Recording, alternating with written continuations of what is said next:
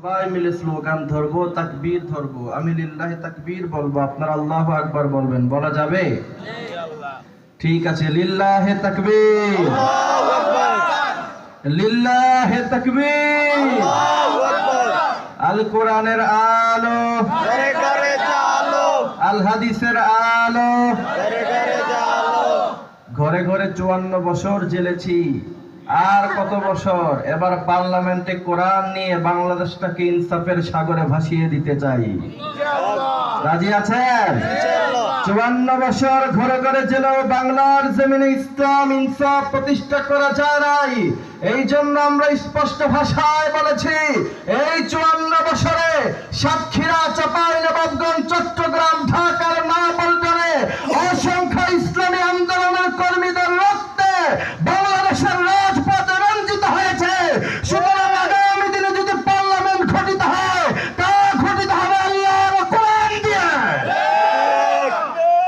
আল্লাহু আকবার, নারায়ে তাকবীর, আল্লাহু আকবার। আল কোরআনের আলো, ঘরে ঘরে জালো, আল হাদিসের আলো, ঘরে ঘরে জালো। নারায়ে তাকবীর। আল্লাহু আকবার। দক্ষিণ ছয়ানি টপগা বাইতুল নূর জামে মসজিদের উদ্যোগে আজকে তাফসীর মাহফিল। আপনাদের এই গ্রামের নাম খুব সুন্দর, ছয়ানি টপগা, খুব সুন্দর নাম, ইউনিক নাম। কক্সবাজারে আমি 30শে ডিসেম্বর একটা মাহফিলে গিয়েছিলাম, গ্রামের নাম হচ্ছে উল্টাখালী। ওইটা ইউটিউবে আছে আমার। তা আমি বলছি, ভাই এই উল্টাখালীর কথা জীবনে কোনোদিন আমি ভুলবো না। আমি বেসিক্যালি সর্বোচ্চ বলতে পারি যে কোন থানায় আমি গিয়েছি। যেমন আমার যদি প্রশ্ন করে নোয়াখালী গেছেন কিনা, তাহলে আমি বলতে পারবো চাটখিল পর্যন্ত। এই গ্রামের নামটা আমার মনে থাকে না। তা আমি বলছি আমার সারা জীবন উল্টাখালীর কথা মনে থাকবে, আর ছয়ানি টপগায় এই গ্রামের নামের কথাও মনে থাকবে।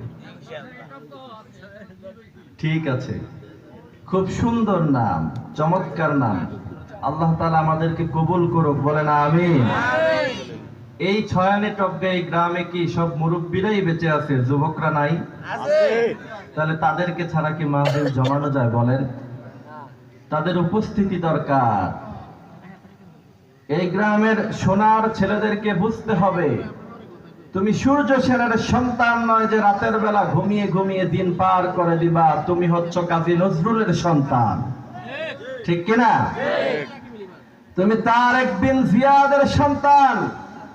উত্তর আফ্রিকার গভর্নর তারেক বিন জিয়াদকে যখন পাঠিয়েছে স্পেন উপকূলে 7,000 সৈন্যবাহিনী নিয়ে,